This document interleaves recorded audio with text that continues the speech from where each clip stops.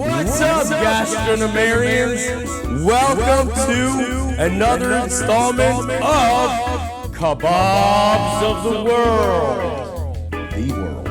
The world. And today's kebab of the world comes from Brazil. Guys, picanha. Why? I don't know. Is it a kebab? Anything that's meat on a stick to me, I feel it's a kebab. Yes.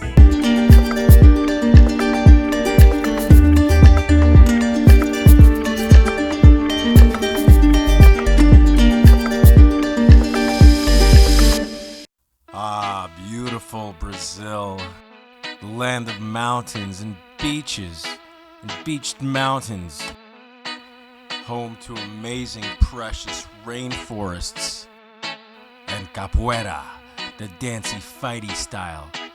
But look, people are happy, so mostly dancing. And sure enough, kebabs. Kebab heaven, 'cause whole steaks on kebabs. One word, picanha.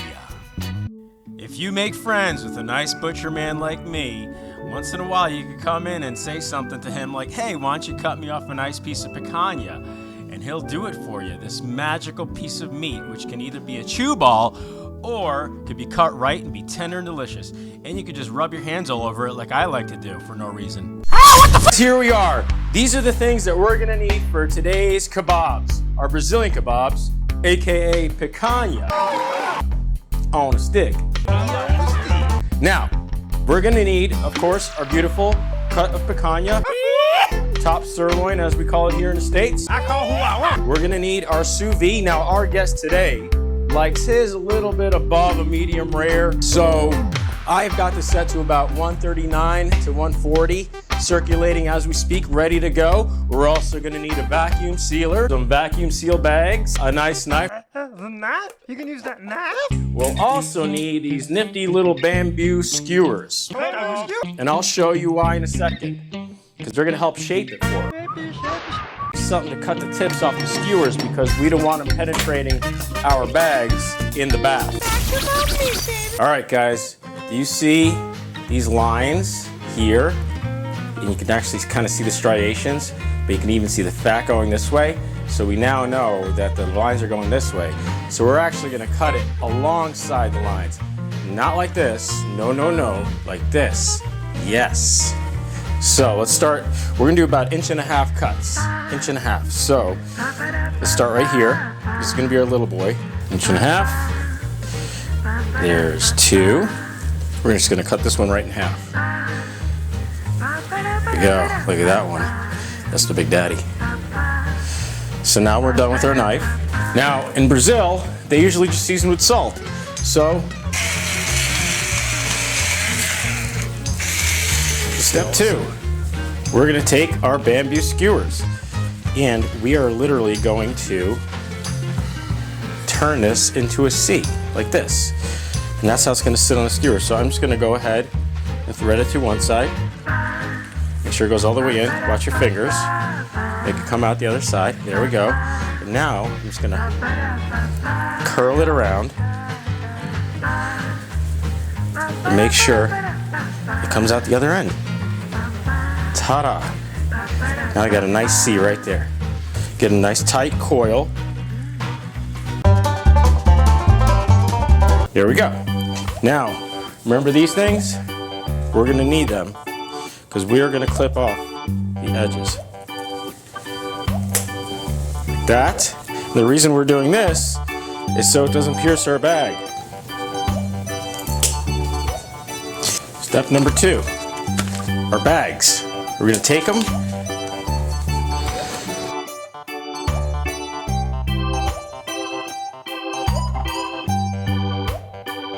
We're gonna take our big homeboy, slip it inside, put it down nice, and we're gonna vacuum seal it.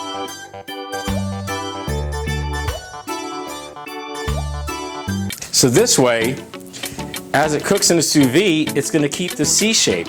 So when I pull that wood back out, it's gonna maintain that shape. And then I'm gonna skewer it all, and then I'm gonna put it on the grill. It's gonna be beautiful. If you don't already, you need a sous vide in your life. Take my word for it. The most beautiful thing in the world. It's edge to edge. Medium rare. Well, actually a little bit slightly above medium rare where our guest likes it. And ready for our skewers. Let's do it.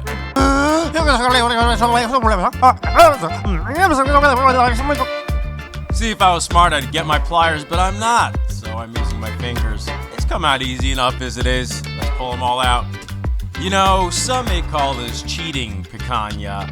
I call it gastronomerian ingenuity. I also call this gonna be freaking delicious. I made a nice little direct heat pile over here. I'm not gonna put my veggies on there because what's gonna happen? The outside's gonna burn, the inside's be raw. We don't want that. Let's put them on the outside. So we're gonna go ahead and we're gonna actually put these bad boys directly on the hot. Boom. And boom. Now, so that sit there for a minute. So, what do we have on the side of a Weber? We've got very simple control. It opens the hole and it closes the hole. So, what happens when we open the hole? More air means bigger fire, right? Guys, look at this. So you see how I did it? It looks like C's, the letter C. I don't know, maybe your country does it like that. But you know what I'm saying. So, in order to make them all uniform temperature, I don't like a well done spot and a rare spot. That's why you saw me use a sous vide. A lot of people don't do that. So, I want to hear what you think about it. I want you to try it out. And if you want to have a nice sous vide, or my recommendation, which to use, please comment and I'll show you. But what I liked about it was that it came out in that shape, and sous vide. I had a girlfriend named Sous Vide one time. You did? Oh yeah, and it reminded that meat is so juicy. It reminds me of a juicy butt. Sous vide. Brazil, I hope we do you some justice. I hope you guys enjoy. And I hope mostly you enjoy watching us eat it. Because definitely ready to eat it. That's what we're about to do. All right, Chris, since you're the guest of honor, if I may serve you. Certainly. Let's do that. That almost never happens. I never get served. Well, today is your day, my friend. So, these are almost like steaks on their own. Look at that, guys. Goodness. Just look at the beauty. The juices are dripping off of us. Man, you can put that on. I can take the juice with me. So here you go, my friend. This is for you. Now, before you bite into, you like veggies? I love veggies. All right, so let's do some veggies. Hopefully you're not kissing too many sous vides tonight because you're gonna eat some onions. Oh, guys, gastronomerians. Chris, I almost forgot. I made us a special Brazilian rice to go with this. I need to have some of that. That would just top all that off. Chris? Is it white rice? It's a white rice. However, I used chicken stock instead of water. Give it everything more flavor, and crushed garlic, right? Now, I do have a day tonight. Will that crushed garlic stay with me? You can have the crushed garlic. You can have onions. So this will be a true test of how much she's worth it.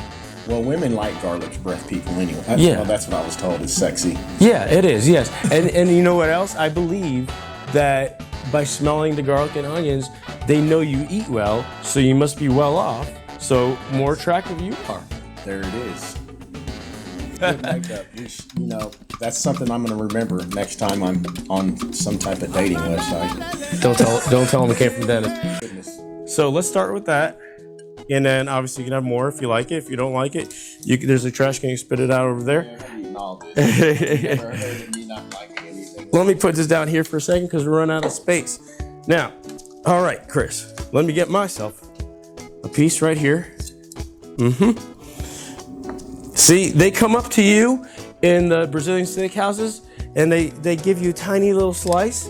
But in this steakhouse, in Dennis's steakhouse, this is your slice. And they charge you $50 a person. They sure do. Little bitty pieces. They sure do. I only charge them $48.